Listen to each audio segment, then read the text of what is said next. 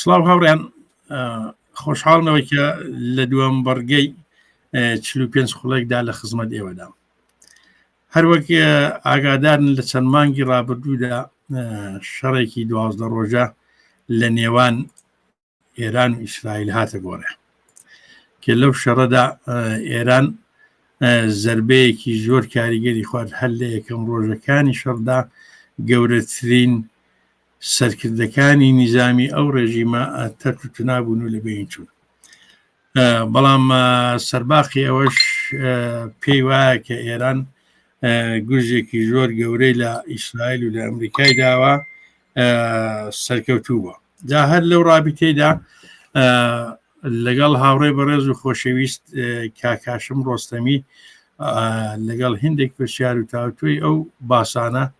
دێنە خزمەتتان. کاکاشم جامە خێر بێ. زۆر سپاس کاک لوقمانجان، ئەو کاتەتان باش.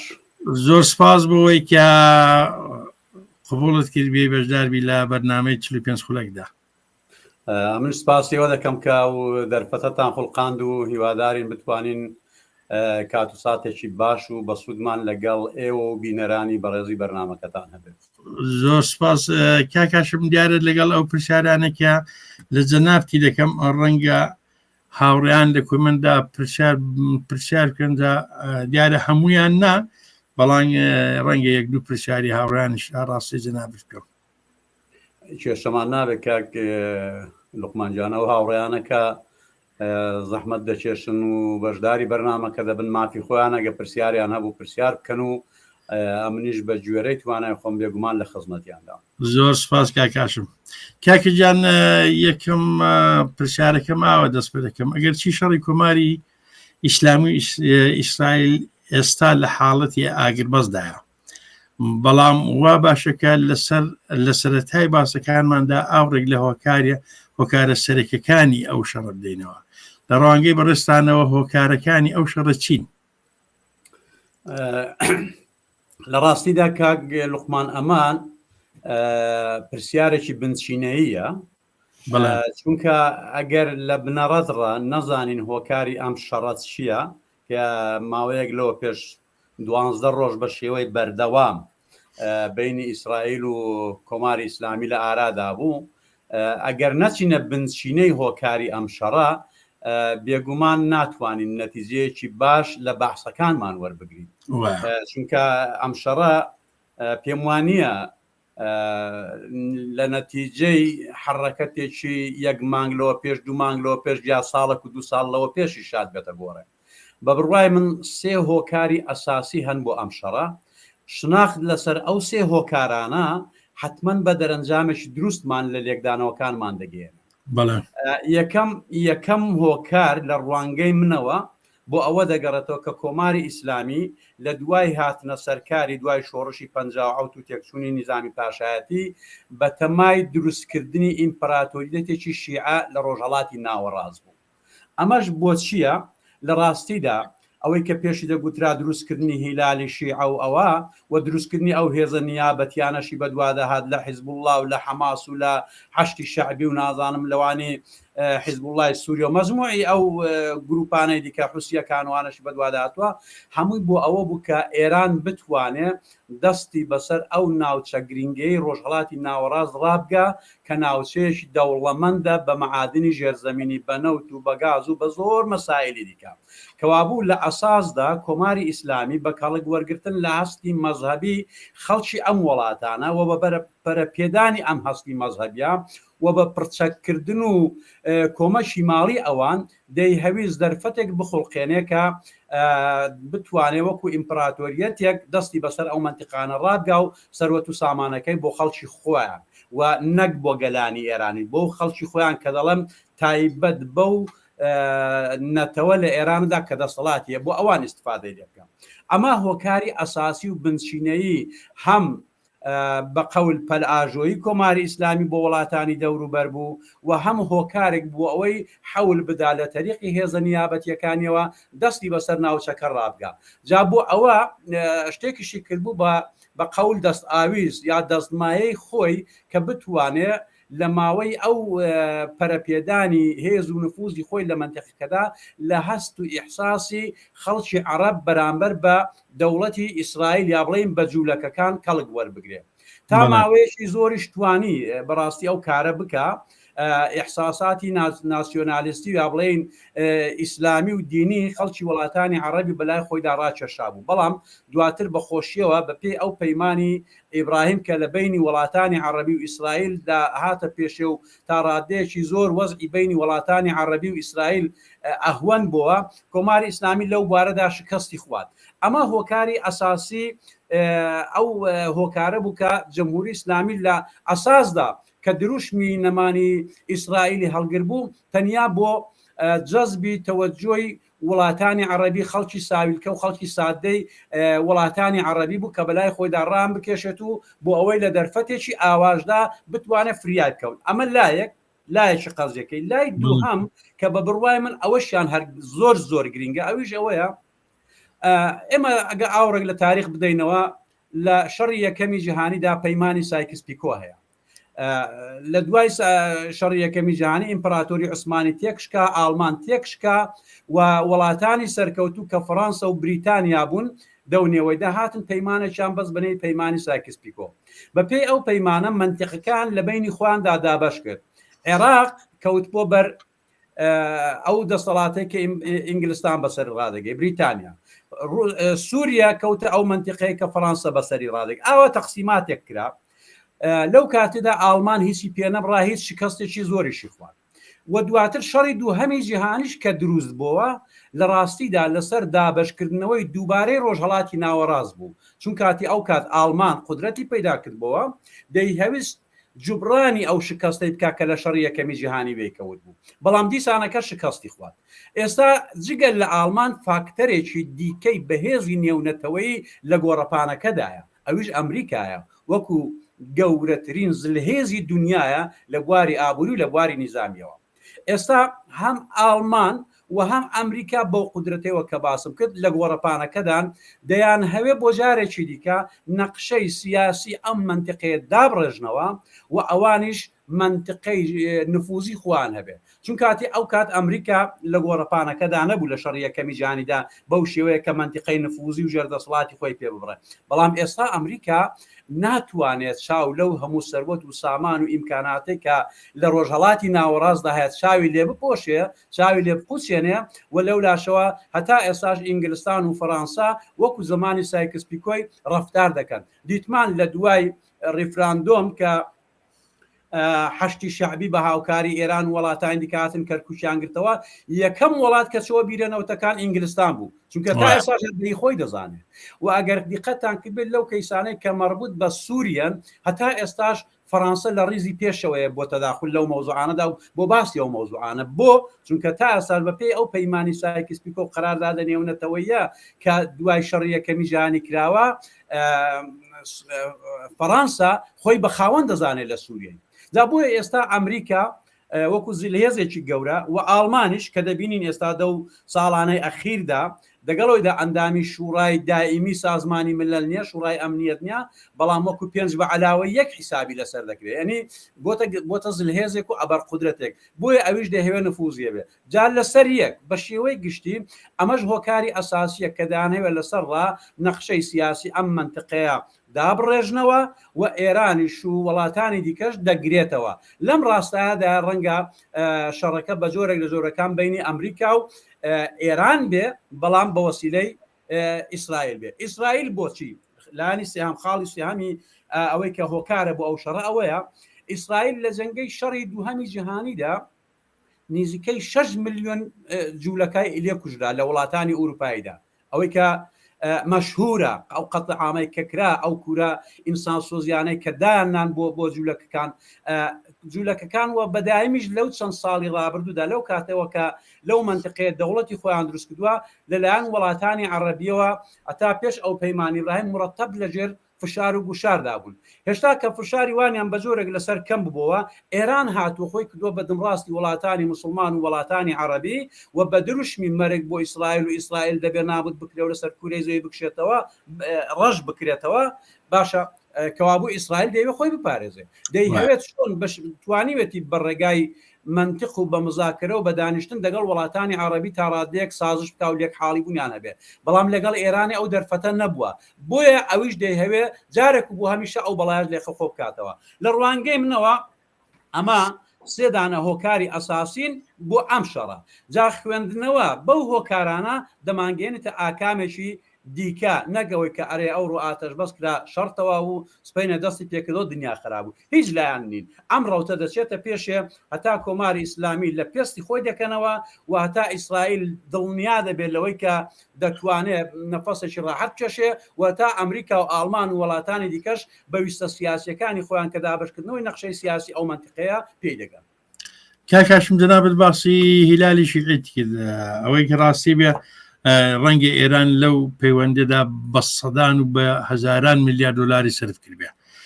سەرچاوە هەرس ئەساسەکەشی سووریە بوو ڕوخانی سووریە هیچ تەسیرێکی لەسەر ئێراندانە بە بڕوای جەنابەت زۆریش داینە نەک هەر ڕوخانی حکوومەتی بەشار ئەسەد بەڵکو لێدانی حەماس لێدانی حیزب الله لێدانی حوسیەکان ئەمە هەمویان لێدانە لە کۆماری ئیسلامی چونکە کۆماری ئیسلامی ئەوانەی هەموو بە نوێنەری خۆی دەزانی و ئەو بە قەولی کە جەنابشت باسی کرد بە ملیاردها دۆڵاری سەرفی ئەوانەکە بۆی لە ڕۆژی ئەودا بەکاریان بێنێ ئەساساً ببخشە کاک لوقمان دەگەڵم باسکەری کە بڕێک کۆخەیەکم هەیە سەرما خوردەجی بۆ هاوینەی بەڵام بەرحاڵ هەر حەول دەدەم لە خزمەتتا داوم کۆماری ئیسلامی نەک حیسابی تایبەتی لەسەر سووریای دەکرد بەڵکو سووریای بە کۆڵەکەی ئەسڵی ئەو خێوەتە دەزانی کە پێی دەکوت بەرەی مەقاومەت بۆیە تێکشکانی ئەم کۆڵەکەیە یعنی ستونی فەقەراتی بەرەی مەقاومەت تێکشکا هەم لە بواری نیزامیەوە و هەم لە بواری ڕوحیەوە جمهوری ئیسلامی بۆ خۆت دەزانی دەیان فەرماندەی گەورە و سەدان فەرماندەی پلە خواردتری لە سووریای لەدەستدا وتەنانە هەر بە یەک ڕۆژکە لە ئەو شوێنە پیان دەگوت کۆنسوڵخانە لێدا 8 نەفەر فەرماندەی نیزامی سپای پاسداران دەوێدا کوژدان و سەدانی دیکە کە هەردەنگیشان لێدە دێنا فقط جەنازەکانیان بۆ بنەماڵەکانیان دەنادەوە بۆیە بەرێوەڵا تێکچوونی سووریای وەکو هەنگاوی یەکەم بۆ ڕوخانی کۆماری ئیسلامی لە بە حسابی کرد کاکاشم ئێران پێوە لەو شەڕەی ئیسرائیل و خۆیدا سەرکەوتوو بوو بەڕاستی ئێران سەرکەوتوو بوو لەو شەڕەیدا دەکرێت ئەوەی وەکو تەنزێک بڵێن باڵێ ئەگە وەکو تەنز حیسابی کەین لە ڕاستیدا کاک لوقمان جارێ زوویە کە باز لەوە بکەین کام لایەن سەرکەوتوە چونکە جارێ لە ڕوانگەی منەوە شەڕەکە تەواو نەبووە ئەو شەڕە تەواو نەبووە تا بڵێن ئێران لەو شەڕدا سەرکەوت یا ئیسرائیل بەڵام هەر ئێرانی دەعادەکا کە سەرکەوتوویە ئێستا عەرزت دەکەمی دەعاکانی کەوتم بە تەنزەوە دەتوانین بڵێن بڵێ جا بەڵام هەر لەو ماوە کورتەدا کە 12 ڕۆژ شەڕ بوو ئێستا کارم بەو بەشەی نییە کە پێشتر کۆماری ئیسلامی چۆن ئیدعای دەکرد ئیسرائیل ئەگەر پەل ببزێوێ بە یەک ڕۆژی تەفروتونای دەکەین ئیدعای دەکرد ئەگەر تایارەیەکی هەڵستێ بێ لە ئێرانێ بدا دوایە فرودگایەک لە ئیسرائیل نامێنێ لێی بنیشێتەوە ئیدعایەوەی دەکرد کە ئەگەر یەک سەردار سەلامی دەیکوت بە قەولەوەی فەرماندەی سپای پاسداران کە لە یەکەم شەوی شەڕەکەدا کوژرا دەیگوت ئەگەر تاڵەموویەک لەسەر یەک نەفەری ئێرانی کەم بێتەوە ئێمە تەواوی ئیسرائیل لەگەڵ خۆڵە یەکسان دەکەین هەموو ئەو قسانەمان بیستووە وە قسەکانی خامنەیشمان بەبیرە کە دەیگوت نە شەڕ دەبێ و نە مزاکرە شەڕیش بوو مزاکرەش بوو بە قەول سەردار سەلامیش کوژرا تیارەکانیش هاتن نەک بە سڵامەتی گەڕانەوە تیارەکانی ئیسرائیلی گەڕانەوە بەڵکو بۆ ماوەی 12 ڕۆژ وە ئێستاش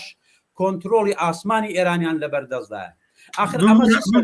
قسەکە داڕم کاکاشم ئەگەر لە بیرت بێ خامنەی تەنانە دەوەشی کورکتی هەست کەزم مزاکرەی بک بێ شەڕەفە جدێوەکەی بە خۆیدا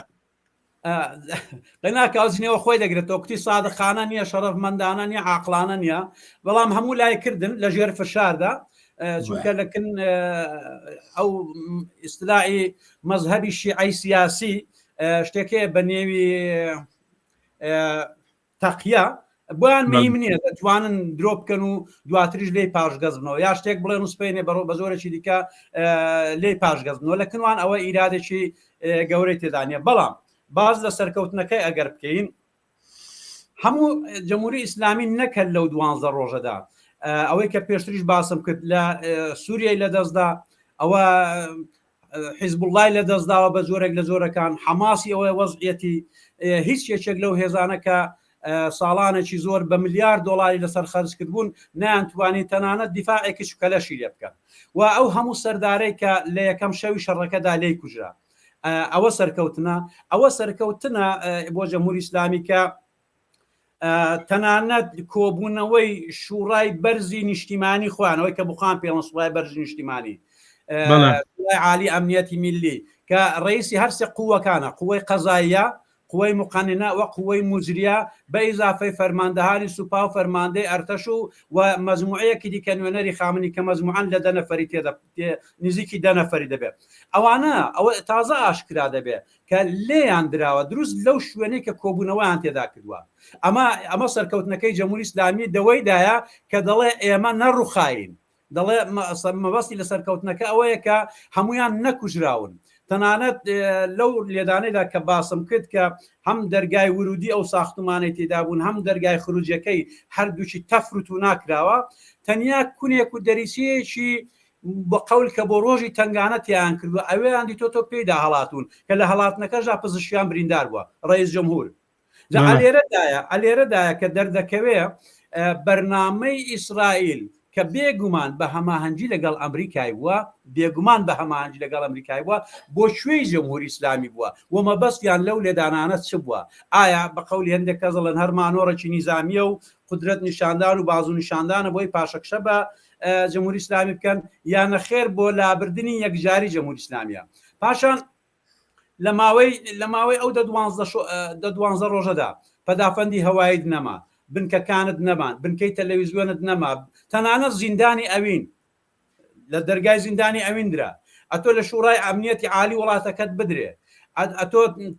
تەواوی ئاسمانی وڵاتەکەت لەژێر کۆنتترۆلی وڵاتێکی دیکەدابێ ئەخری دعای سەرکەوتن لەوەی مەسخەرەتر و لەوەی تەنز ئامستر بەڕاستی هەر ئینسان نازان چ بڵێ بەڵام ئەوە یەک شتە کاگێ لوقمان ئەوەی ئێران دێکا زۆرتر بۆ مەسرەفی داخلیە ئەو 80% خەڵکی ساویلکە یا خەڵکی بەقەول بە کرێگیراوی خۆیان کە دەگەڵ یانە داهەوێت تا ساش دڵ بە و شتانە خۆش بکەن و بۆ ڕاگرتنی ئەو جەمعەیە کە تاستا لەگەڵیان ماوە ئەگینا ئەمە چ سەرکەوتنێکە ئەمە 3 هەفتە لە ئاتەش بەسی ڕادۆسێ هەتا ئێستا خامنەی یەک جار توانیوەتی لەو کونەیدا کە خۆی تێدا شاردەوە خۆی نیشامدا ئەوش بە 1000 ترس و لەرزەوە دوای ئاتەش بەسیش نوێری بێ دەرێ و پاشان هەر ئێستا ئەو بە قەولی خۆیان سەرکەوتون ئەوە نیە شەوانە ناوێرن لە ماڵەکانی خۆیان بنون دەچن لە خانووی خانەی ئەمنیدا بە قەول دەنون هەر شەوە جێگاکانیان دەگۆڕن تازە نەگەر فەرماندەکانی سوپای وەزیر و گزیرەکانیشیان ماڵەکانی خۆیان بنون بە قەولی کورد لێ دەڵا کونێمشکیان لێوەتە قەیسەری کاکاشم جاران ئەگە خامنەی دەهات خوتبەیەکی دەدا قسێکی دەکرد لە باسی ئیسلام و چوزانم ئیمام حوسێن و ئەولاولاتی نەدەپەڕی بەڵام بۆچی ئێستا نەکرد خامنەی سەرانی ڕژیم هەموو شەی ئومەت بەکاردێنن لە ئومەت زیاتر میلەتەکەی بەکاردێنن بە جێگای ئومەتەکەی یعنی ئەو حکوومەتی ئیسلامەکەی کە جاران دەیکوت ئێستا بۆتە ئێرانی گەرایەک بۆ هۆیەکەی چیە کاک لوقمان ئێرە کۆماری ئیسلامی لە سەرەتادا کە هاتە سەرکار بۆ ئەوەی ئەو ئیمپراتۆری شیعەکە کە باسم کرد لە سەرەتای باسەکەیدا دا بمەزرێنێ وەتەسەلوتی بەسەر وڵاتانی دەوروبەریدا هەبێ کە زۆریش لە مێژ نییە کە ئێران بێزگەل لە تارانێ دەسەڵاتی 4 پایتەختی دیکەشی پێبوو لە ڕاستیدا دا بۆ ئەوەی بوونی خۆی لەو وڵاتانە تەوجیه بکە زۆرتر خۆی وەکو مەسائلی دینی و ئەوانە پێناسە دەکرد تەنانەت سپای پاسداران نێوی سپای پاسدارانی ئێران نییە ناوی سپای پاسدارانی ئینقلابی ئیسلامیە ئینقلابی ئیسلامی جا دەتوانێت لە یەمەنێ بێ دەتوانێت لە لوبنانێ بێ دەتوانێت لە سووریای بێ لە هەر یەکێک لە وڵاتانە بێ و ئەو هێزە نیابەتیانەشی هەر لە ڕاستای ئەو دروشمەدا و وەک ژێر مەجموعەی سوپای پاسداران لە ژێر باڵی سوپای قوتسدا بەڕاستی و ئەوانەی ئاوا سازماندا بوو بەڵام ئێستا دەرکەوت لەو شەڕەیدا کە نە حیزب الله نە سووریا ئەتا ماوە تافریایکەوێ حوسیەکان نا حەشتی شەعبی هیچ کامیان فریای نەکەوتن بۆیە ئێستا جارێکی دیکە پەنای بردوێتەوە بەر خەڵکی ئێرانێ و دەیەوێت بە بزاحکردنەوەی سمبولە نەتەوایەتیەکان بە قەولی خوان ئەوان دەنا ئەمن ئێرانە بە یەک نەتەوە نازانم ئێران فرەنەتەوەیە فرەچەشنا چەند میلیەتە بەڵام ئەوان کە ئیدعا دەکەن ئێران یەک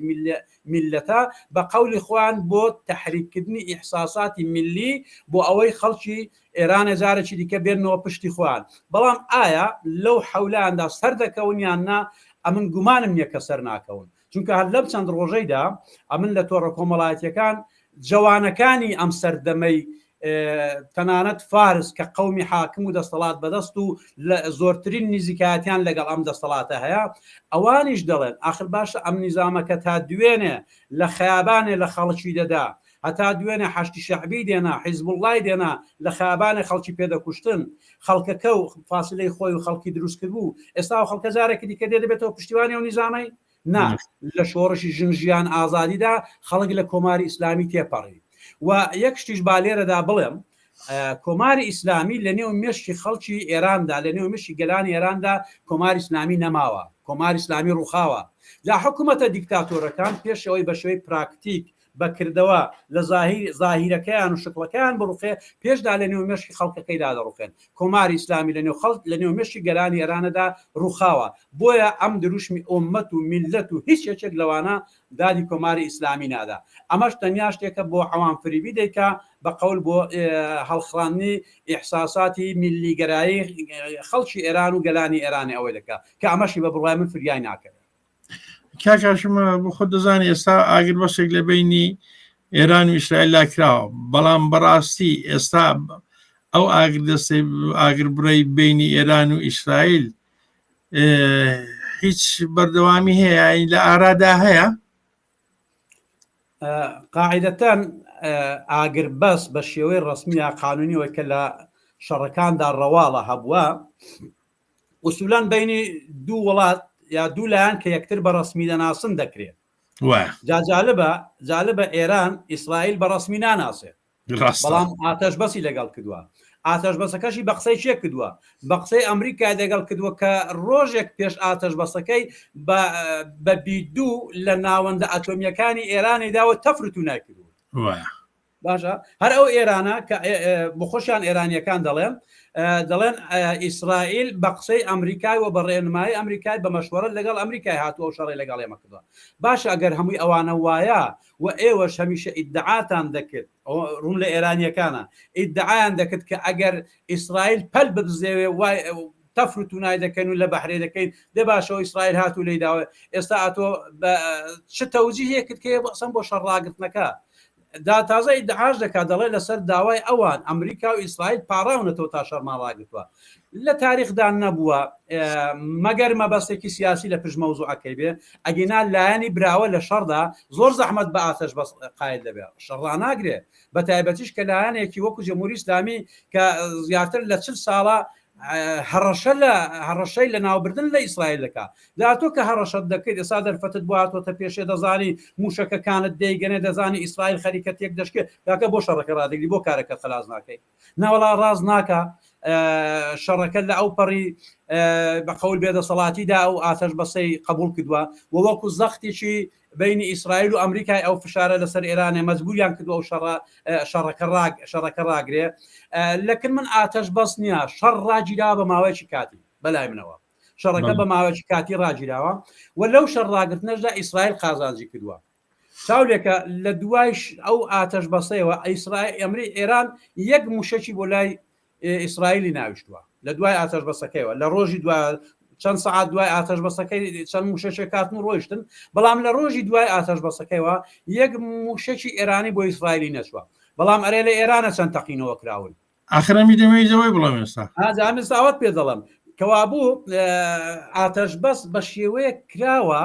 بەڵام شەڕانە گیراوە هەر ئەمڕۆ کە ئێستا ئێمە قسە دەکەین ئەمڕۆ لە دەیان شوێنی ئێرانێ لە تارانێ لە کەرەجێ لە تەورێزێ لە چەندین شوێن تەقینەوە زۆر بێشەرمانەش لە تەلەڤیزیۆنی ئێرانە ئیدعا دەکەن کە ئەوە والله تەقینەوەی گازی گاز تەقیوە دا تازە بۆ ئاپارتمانێکی یەک دوو ڕۆژ لەوە پێشی دعایوان دەکرد گاز تەقیوە کە ئەو ئاپارتمانە ئەسڵەن گازی بۆ نەچووە هەر لولەی گازی بۆ نەچوە تا گاز لەوێ بتەقێتەوە پاشان لولەی گاز کە دەتەقێتەوە آخر تەبەقەیەکی یەکدانە ئاپارتمانی کولنە لەبین دەبا ئەوەی ئەوڕۆ لە قومێ دیترایە قوم بۆ یا کەرەز بۆ من دیتم ئاپارتمانێک یەکدانە تەبەقەی ئەوڵی نەک بڵێ هەر بەشێک یەکشکەرە هەر کولەن چەند بەشی تەفروت و نابووە ئەمە کاری تەقینەوەیکی گەورەیە کاری گازوانە نیە و پاشان ئەگەر سیستمی گازی ئێرانی ئاوا خراپە باشە بۆ هەر 12 ڕۆژدا ئاوا دەستی بە تەقینەوەی کردووە خسەیر نییە و پاشان ئەگەر وا خراپە ئێران لە جیاتی ئەو ملیارد دۆلارەی سەرفی خەرجی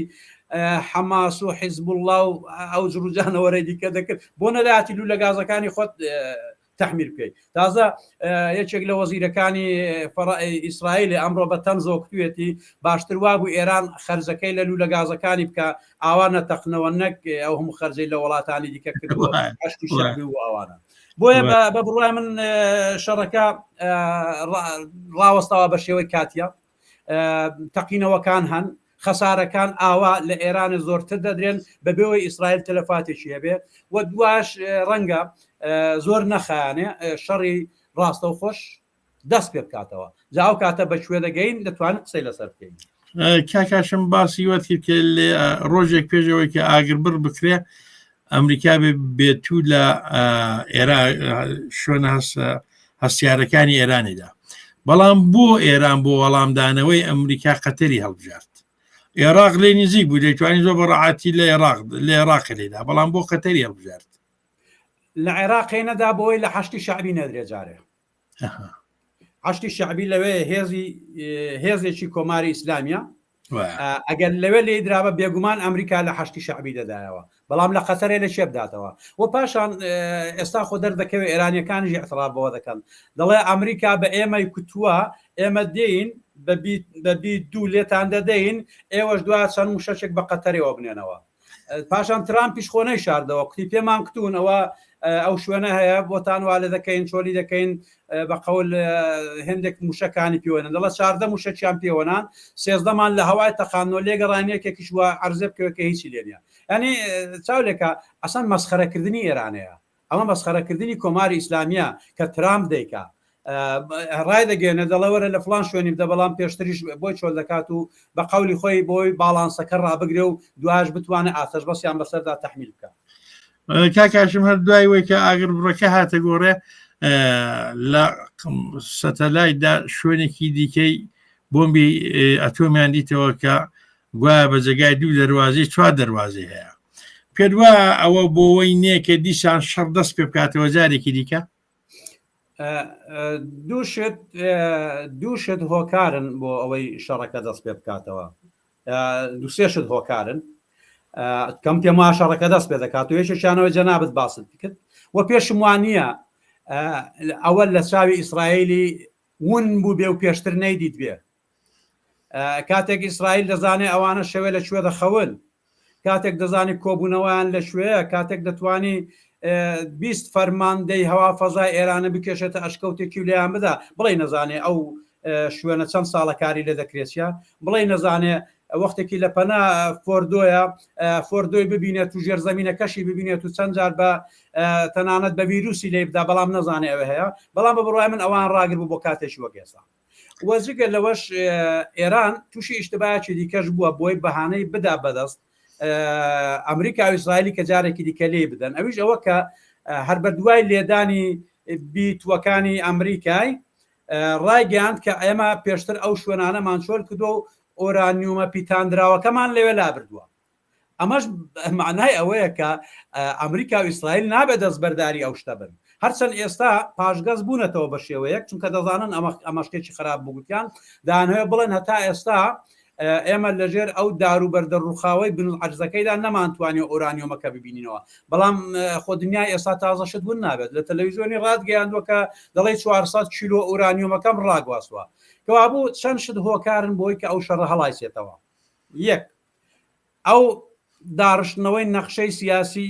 خاوەرمیانەی کە باسم کرد ئالمان و ئەمریکا و وڵاتی دیکە بەدوایەوەن ئەوە هەر لە جێ خۆیەتی هەڕەشەکانی جەمهوری ئیسلامی کە بەهێزە نیابەتیەکان دەیکا تا ئاستا لە جێی خۆیەتی هەر دوێنێ و پێرێ حوسیەکان لە کەشتیانداوە لە دەریایدا غەرقیان کردووە لە حەمازە تا ئاساش هەڕەشە دەکا حیزب الله تا ئاساش جار سەربزێوی دەکا کەوابوو هەڕەشەکان ماون و جەمهوری ئیسلامیش هەتا ئێستا ئەوەی کەوەکو شەرت بۆی دادەندرا دەستبەرداربوون لە پیتاندنی ئۆرانیۆم بۆ گەیشتن بە چەکی ناوەکی هەتا ئاسا دەستی لەوە هەڵ نەگرتووە و هەر ئەمڕۆژ وتەبێژی وەزارەتی خارجەی ئێرانە باز لەوە دەکات دەڵێ ئێمە بە هیچ جۆر لە هیچ مذاکرەیەکدا ناچینە ژێرباری ئەوەی کە واز لە پیتاندنی ئۆرانیۆم بێنین و حاضریش نین بیبەنە وڵاتانی دەرەوەش مادام وایە ئەو هۆکارانەی کە شەڕەکەی لەسەر دروست بووە هەتا ئێستا هەر لەجێی خۆیانن 12 ڕۆژ شەڕکراوە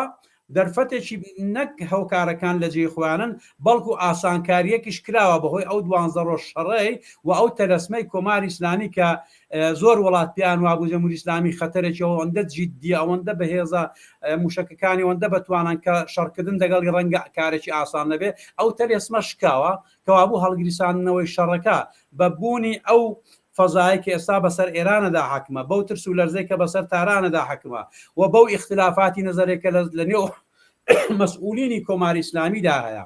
و بەو هەڕەشانەی کە جارێکی دیکە کۆماری ئیسلامیدا کاتەوە شەڕەکە لە ئانوساتی خۆیدایە. کاکاشم پێشەوەی بچمە سەر پرسیارێکی خۆم هاوڕەیەک پرسیارێکی کردو دەڵێ لە دەستدانی ئەو هەلە زێڕینە چەندە دروست بوو بە بەیانووی ئەوەی کە ئەو شەڕە شەڕی ئێمە نییە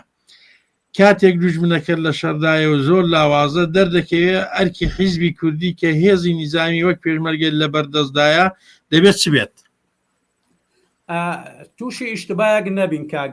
لوقمان بەڵێ کۆماری ئیسلامی لە تارانێ و لە شارە گەورەکان لێدرا و شەڕەکە شەڕی تەیارەی موشک و پەهباد و ئەوانە بوو بەڵام جەمهوری ئیسلامی لەو ماوەیەدا لە کوردستانی نەک زەعیف نەبوو بەڵکو هێزی زیاتریشی هێنا ئەویش حیسابی ئەوی دەکرد کە لەوانەیە هێزی پێشمەرگە جوڵە بکە بۆیە ئێستا ئەو دەرفەتە نەهاتووە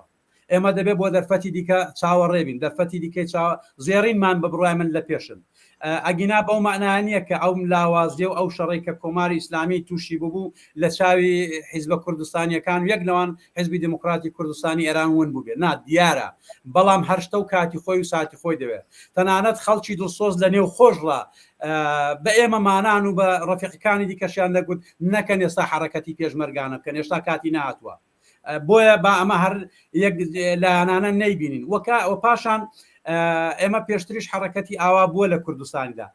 وەگوتراوە جەمهوری ئیسلامی پێشدا لازمە لە تاران و تەورێز و ئیسفهان و شیراز و ئەم شارە گەورانە تووشی شکستی ئەساسی ببێ ئەو دەمی کوردستان بەبێ خوێن ڕێژی دەدەست حیزب و ڕخراوە کوردستانیەکان و خەڵکی کوردستاندایە دەرفەتی زێڕین ئەگەر ئیستفادەی لێ نەکرێ ڕاستە ڕەنگە دەست نەداتەوە بەڵام ئەگەر دەرفەتەکەش وەک پێویست نەبینین و نەیخوێنینەوە ڕەنگە تووشی کارەساتی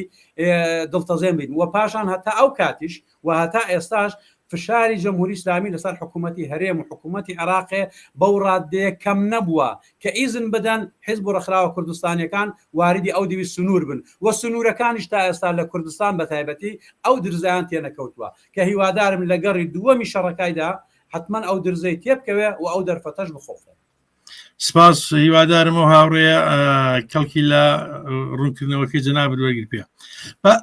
بۆ بورە کاکاشم کاکاشم لە ئەگەری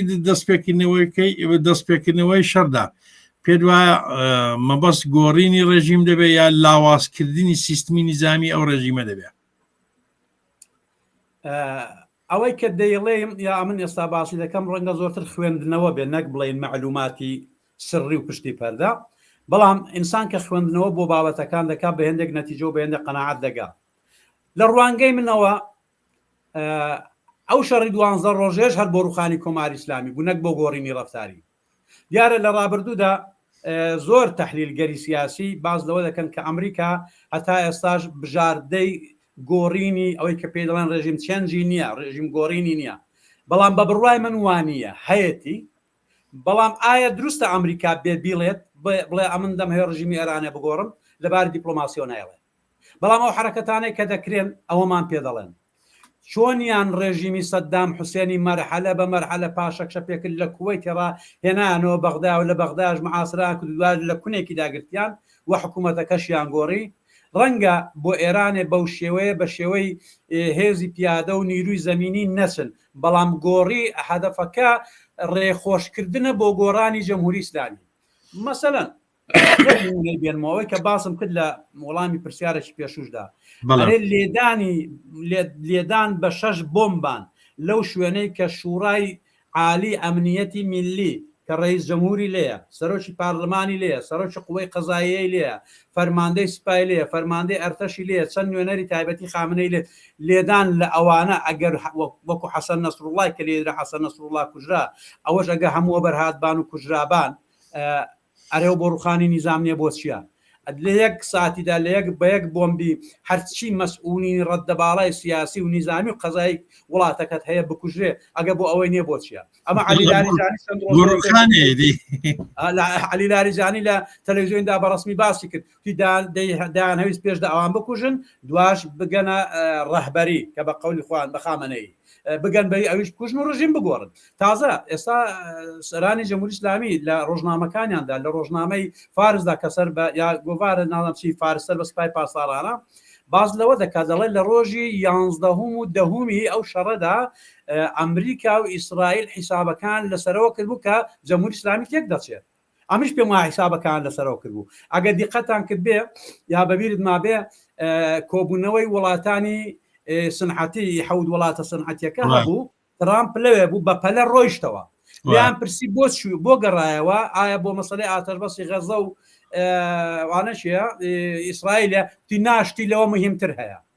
بە بڕوای من خەبەری هەبوو کە لێیان درراوە بەڵام ئێستا بۆی معلوم نەبوو داخوا کوژراونیانە کوژراون ئێستا خوێندنەوەکەی من بۆ حرەکەتی بۆ گەڕانەوەی ترامپی بۆ ئەوەیە بۆ ئەوەی لەوێ بێت لە کاتی ئاوادا بزانێت چ بکەن و چ بڕیارێکی دروست بدەن بۆیە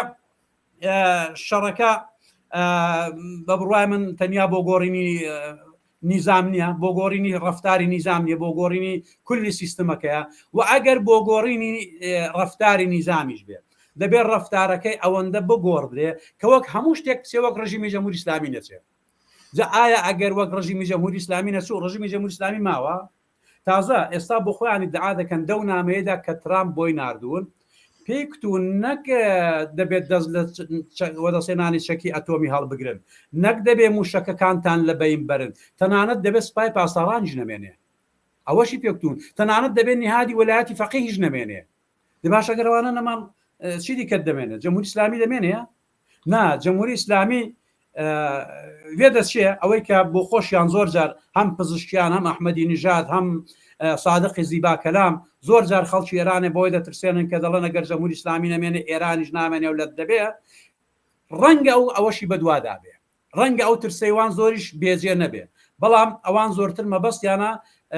خەڵکی ئێران و گەلان ئێران و بەتایبەت فارسەکان بترسێنن کە لە دژی جەمهوری ئیسلامی هیچ نەکەن بۆی مەبادا ئێرانی عەزیزیان بە قەولیان لەت بێ کە لەت بوونەکەش تەبیعیە خۆ ئەوان اتحاد و یەک پارچەگی و نازانم تەمامەتی ئەرزی ئێرانیان تەنیا بۆ تاڵانکردنی کوردستان و بلوچستان و ئەوە دەوێت سەرۆت سامانەکەی بەرن بۆ ئەوانە دەگەڵ ئەو هەموو شتێکی هاتوتە پێشەوازی یاسای ڕژیم چۆن دەبینی چۆنی لوقمان پێم خۆشە لە ڕاستای باسەکەی پێشومدا یەکشتی دیکەی لێ زیاد بکەم ئێستا بەتەنێک گوشارەکان لەسەر ئێرانێ تەنیا ئەمریکا و ئیسرائیل نین ئێستا ئەوروپاش گوشارێکی یەکجار زۆری خستۆتە سەر ئێرانێ بە هەڕەشەی وە کارخستنەوەی مەکانیزمی ماشەی لێ دەکەن ئەو چێتوانی زیاتمە باس بکەیت چی ئەو مەکانیزمی ماشە داخواز بەڵێ ئای بەسەر چاو بەڵام ئەوە یەکێک لەو گوشارانەیە کە ئەوروپا دەستیدایە و دەی هەوەیە ئیستفادەی لێ بکات لە دژی جەمهوری ئیسلامی کەوابوو ئێستا بە یەک نەتیجە دەگەین ئێستا کۆدەنگێکی گشتی نێونەتەوەی هەیە لە پەیوەندی لەگەڵ ئێران و بە قەول گوشارخستنە سەر ئێرانەدا و دیقەتان کردێت تەنانەت چین و رووسیەش کە ئێران زۆری سەرمایە گوزاری لەسەرکردن زۆری حساب لەسەر دەکردن ئەوانیش بەدەنجیەوە نەهاتوون جا ئەو گوشارێک کە دەڵم بەهۆی مکانیزمی ماشە دەخرێتە سەر ئێرانەیە معناکەی ئەوەیە یا مکانیزمی ماشە فعالکردنەوەکەی ئەوەیە کاتی خۆی بەر لەوەی بەرجام ببێ ڕێککەوتنێک کراوە لە بینی وڵاتانی ئەوروپایی کە وەختی ئەمریکاشان لەگەڵ بوو 5 بە ئیزافەی 1 بوون یەکە کەشکە ئالمانە لەگەڵەوەی ئەندامی شوڕای ئەندامی دایمی شوڕای ئەمنیەت نییە بەڵام وەکو زولهێزێک حیسابی لەسەر دەکەن لەوێ بووە یەکێک لە تەوافقەکان ئەوەیە شتێکیاندانا بە نێوی مەکانیزمی ماشەیانی ماشە بخۆ دەزانی لە ئەسلحەیدا ئەو پەلاپیتکەیە پەلاپیتکەی تەقاندن کە دەبێت دەسەد لەسەر پەلاپیتکەی ئامادە بێت ئەمەش بە معنای ئامادەکردنی پەلاپیتکە و تەقاندنەوەی ئەو گوشارە نێونەتەوەیانەیە کە کاتی خۆی بە وەسیلەی بەرجام لەسەر جەمهوری ئیسلامی کەم کرانەوە گەمارۆی ئابوووریە گەمارۆی سیاسیە هەموو گەمارۆکان دەخرێنەوە سەر ئێرانێ ئەگەر ئەو مکانیزمی ماشەیە فعال بکرێتەوە کە ئێستا لە ئانوساتی خۆیدایە وە کۆماری ئیسلامیش بەڕاستی تۆقی و ئێستا لەو فعالکردنەوە چالاکردنەوەی ئەم گەمارانە چونکە ئەمە نەچین نە رووسیا هیچ وڵاتێکیش ناتوانێت تۆی بکە یەکێک لە تەوافقەکان خاڵێکی هەر مهمی ئەو مکانیزمی ماشە ئەوەیە کە هیچ وڵاتێک ناتوانێت بێتۆی بکە جا هەر یەکێک لە وڵاتانی ئالمان فەڕەنسا ئینگلستان ئەو سیانە کە ئیمزان کردووە لەسەر ئەو تەوافقنامەیە دەتوانن بە تەنیا داوای فعالکردنەوەی ئەم مکانیزمی ماشەیە بکەن پێش دابی بەنە بە کومسیۆنی وزەی جیهانی نێونەتەوەیی ئەگەر لەوێ بە تەوافق نەگەیشتن ئەوجا دەتوانن بیدەن شوڕای ئەمنیەتی سازمانی ملل و دواتر دەتوانێت تەنانەت فعالکردنی بەندی حوتی شوڕای ئەمنیەتی سازمانی مللی بەدوادابێت کە ئەگەر ئەوەی بەدواداهات ئەم کارەساتەی لێ بەدوادا دێ بۆ ئێرانیەکان و بۆ جەمهوری ئیسلامی کە بەسەر سەدام حوسێنی هات وای لێدێ کە تەنانەت نایە کەشتیەکانی ئێرانەیە لە هەموو دنیاە تەفتیش دەکرێن ئەو کەشتیانەی بۆ ئێرانە دەچن تەفتیش دەکرێن معادلاتی سیاسی معاملاتی ئابووری هەمویانی لێبەربەست دەکرێت و ڕەنگە کار بگاتە معاملەی بینی ئیجازەت دەدەین خۆراک و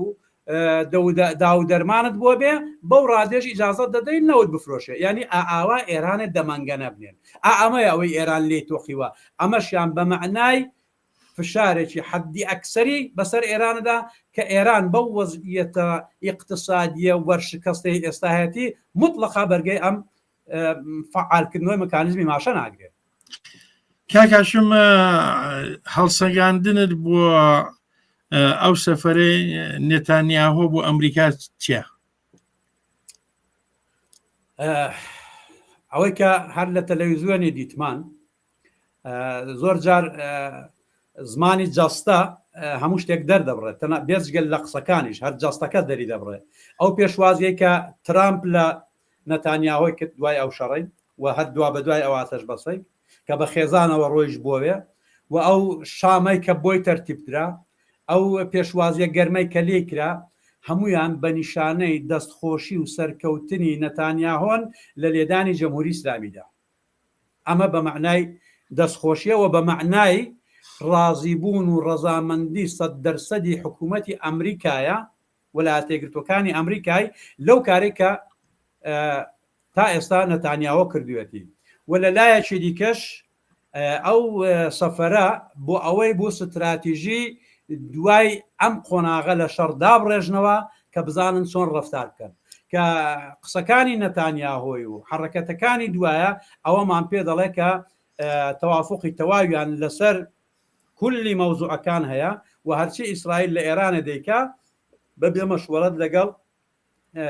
لەگەڵ ئەمریکای دانیە کابوو بەرنامەکان هاوبەشە ستراتیژەکە هاوبەشە ئەمن لە گەرمەی شەڕەکەیدا کوتم ئەمە زلەی ئاغای ترامپە بەڵام بەدەستی ئاغای نەتانیاهۆ لە ئێرانە دەدرێت دا ئێستا ژەروای دەبینم بۆیە پێم وایە بەرەو ئەوە دەچێ و بە دووریشی نابینم کە لە ئەگەری هەڵایسانەوەی شەڕەکەدا ئەو کەڕەتە ئەمریکا بە شێوەیەکی فعالتر بێتە نێو شەڕەکە نێو گۆڕەپانەکە کاکاشم دقەیەکمان کاتماوە بەڵام هاورەیەکمان پرسیاری کردو بۆ خۆشم دووسێ پرسیاری دیکە ماوە بۆ یاگە ماندوو ناکەم 5 دقەی زیاد دەکەم کاتەکە هیچ کێشەمان نیە ئەگەر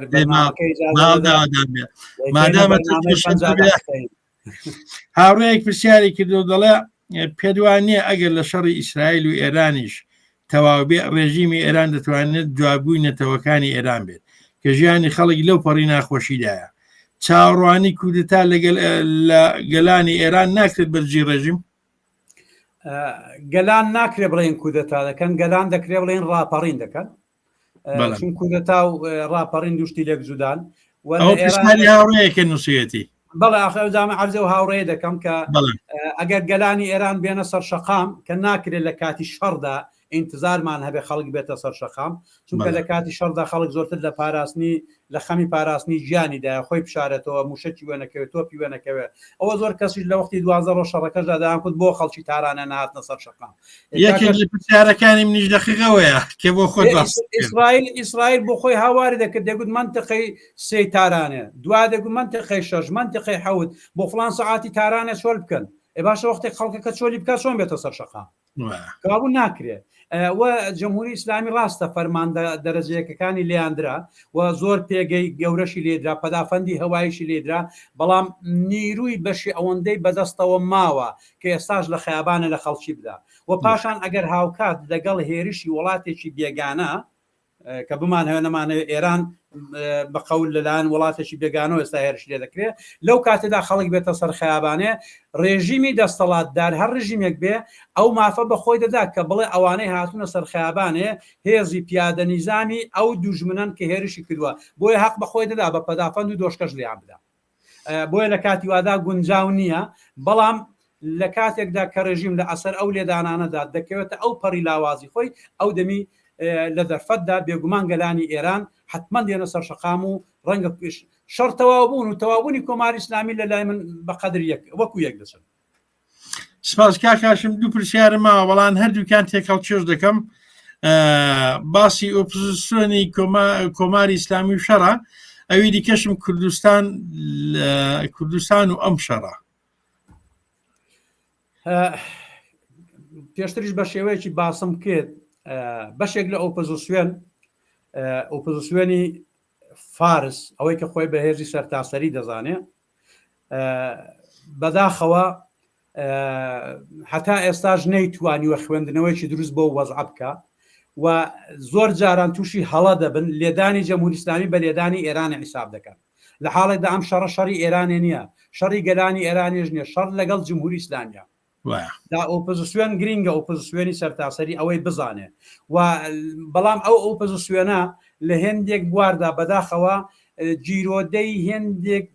ئەفکاری کۆنی خۆیەتی نەیتوانی خۆی لەوە نەجات داخوێندنەوەیەک بە وەزی ئەمڕۆ بکە کە بزانێ ئێران فرەنەتەوەیە ئێران دەبێت بە شێوەیەکی دموکراتیک بەڕێوە بچێ تا ئێستا لەو ئاخیرانەدا لەم یەک دو ساڵی ئاخیردا مجاهدین تا ڕادێک کرانەوەیش پێوە دیارە باز لە خود مختاری میلیەتهای ئێران دەکات لە دەمادەکەیدا کەمە باشەوە بۆ خۆی دەریچەیەەکە بەڵام ئەوانی دی هەتا ئێستاش لە تەمامیەتی ئەرزی و لە تەجزیە تەڵەبی حیزبەکان و ئەوانە تێنەپەڕیون کە ئەوەش بە هیچ کویان ناگەێنی تو جەمهوری ئیسلامیان هەر لەسەر ئاوا دێڵێتەوە هەتا ئاوا فکر بکەنەوە پاشان بەنسبەت حیزبە کوردستانیەکان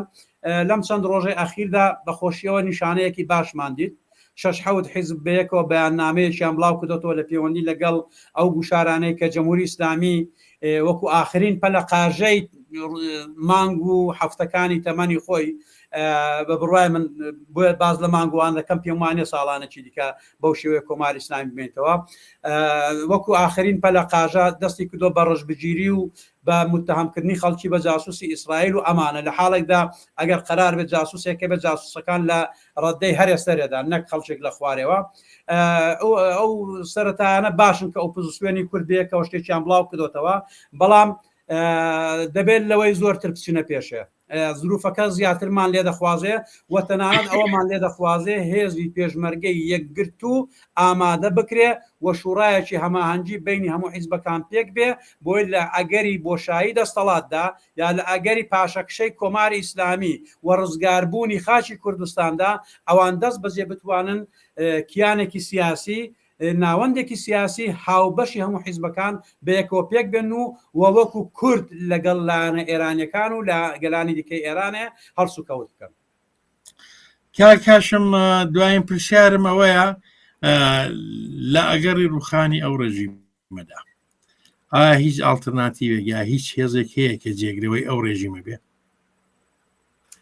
دیارە ئێستا بە تەلەڤیزیۆنی ئینتەرناسیۆناڵ کوڕی شای زۆر زەق دەکاتەوە بەڵام من بۆ خۆم شخصی خۆم پێم وایە کە خەڵک نایەوێت تەرەفداری هەیە بەڵام نەک ئەوەندەی کە بێتە کار بدەست لەسەر ئێرانی ڕای جەنابەت چێ لە پەیوەندی لەگەڵ ئەوەی کە لە تەلەڤیزیۆنان خەڵک زەق دەکرێتەوە ئێرانش لە تەلەڤیزیۆندا چ دەڵەوانە جملێکمە بیر هاتەوە لە وتارێکی داخوێنمەوە بینی شەڕی تەلەڤیزیۆن و یەخچاڵ دەڵێ لە شەڕی تەلەڤیزیۆن و یەخچاڵدا یەخچاڵ بردیەوە چۆن باز لە ئیتحادی جەماهیری شۆڕەوی بوو لە وتارەکەیدا دەڵێ تەلەڤیزیۆن هەموو ڕۆژێ باسی لە ژیانی خۆش دەکرد باسی لە ئیمکانات دەکرد باسی لە موشک دەکرد لە تارە دەکرد باسی لە سیاسەتی خارجی دەکرد ئەوەی کە ئێستا جەمهوری ئیسلامی دەیڵێن هەموو ئەوانەی دەکرد بەڵام خەڵک کە چاوی لە تەلەڤیزیۆنەکەی وەردەجێڕا و دەچوو چاوی لە یەخچاڵەکەی دەکرد دەیدی یەخچاڵەکەی بەتاڵە هیچی تێدا نییە بۆیە لە نەهایەتدا خەڵکەکە بەلای یەخچاڵەکەی داشکا خەڵک چ بکە لە تەلەڤیزیۆنی داخوا تەلەڤیزیۆن چ دەڵە وەختێک زگی برسیار وەختێک ئیمکاناتی نییە وەختێک ئابوووریەکەی نییە وەختێک ژیان و معیشەتەکەی دەخەتەردایە جا بۆ تەلەڤیزیۆنی ئیران ئینتەرناشناڵش کە تەبلیغ بۆ کوڕیشای دەکە هەروایە کوڕیشای تەبلیغی زۆر پێوە دەکەن بەڵام چی دەجان تایدایە ئاخرسی بۆ گەرانی ئێران پێەیە ئەوە نییە هەر وەگوان بیر دەکاتەوە ئاخرسی بۆ خەڵکی ئەوە نییە خەڵکی ئێرانێ بە هەلهەلە و بە چەپڵە ڕژیمی پاشایەتیان لە ئێرانە دەرکرد ئەخەوە نییە خۆ لە هێندە زۆر نییە هەمووی 50 چەند ساڵە 50 چەند ساڵەکەی دی چەند ساڵە هەرەوەندە ساڵەیە خۆ ڕژیمی پاشایەتی لە ئێرانە دەبین چوە جارێکی دیکامیش پێم وانە خەڵکی ئێرانێ بیان هەوێ ڕژیم پاشایەتی بجێرنەوە بەڵام ئەگەر ڕۆژێک لە ڕۆژان خەڵک لە انتخاباتیدا خەڵکی خۆیان قبولیان کرد کەیفی خۆیانە بەڵام لەو بڕوادانیم خەڵکی کوردستان خەڵکی بلوچستان ئازەربایجان سیستمی پاشایەتی قبول بکەنەوە و لە ئێرانێدا یەکێک لە مشکلەکانە تا ئاساژەوەیە کە باسی جێگیرەوەت کرد تەنانەت ترامپیش باسی لەوە کرد کە ڕەنگە ئێستا مشکلەیەوە هەبێت کە گەرە و ڕژیمە بڕوا بە قەول شێوی دروست بێ هەڕەج مەرەز دروست بێ بێنەزمی دروست بێ ئەوانە دروست بێ ئەمن ئەوەی کە تا ئێستا ئالتەرناتیڤێک نییە هەم بە خاڵی مثبت دەبینم هەم بە خاڵی منفی جا ئیجازەشم بدە تەوزیعیان نەدەم زۆر باشەکەوە کاتیشمان نەما ئیجازە نادەم تەوزیع بدەیت زۆر سپاس بۆ بەشداریت هەردوو لا قسەی لێ دەکەوێتەوە هەم بە مثبەتی دەزانم هەم بە منفی زۆر باش کاکە جان ماندوو نەبی دەست و چاوت خۆش بێت دیسان زۆر سپاس بۆی کە بەشداربی لە بەرنامەکەماندا زۆر سپاس هیوادارم بمانتوانی بێ وەڵامی پرسیارەکان بدەینەوە هێندێک تیشکمان خز بێتە سەر هێندێک گۆشە و کەناری ئەو پرسیارانەی کە بە ئەمڕۆ مەڕبوتن لە کولدا کەڵکی باشمان لە وەڵامی پرسیارەکان وەرگرت زۆر سپاس دیسان ماندوو نەبی کاکاشم ئێوەش ماندوو نەبن و دەستان خۆش بێت سپاس سەرچای من هاوڕێیان ماندوو نەبن زۆر سپاس بۆ ئەوەی کە هەتا ئێستا لەگەڵمان بوون و بینەرمان بوون هیوادارم تا بەرنمەیەکی داهاتوو لەگەڵ هاوڕەیەکی دیکە هەمووتان لە خۆشیدا بن شەو شەوگارێکی خۆشتان هەبێ و بە خوداتان دەسپێرم خواتان لەگەڵ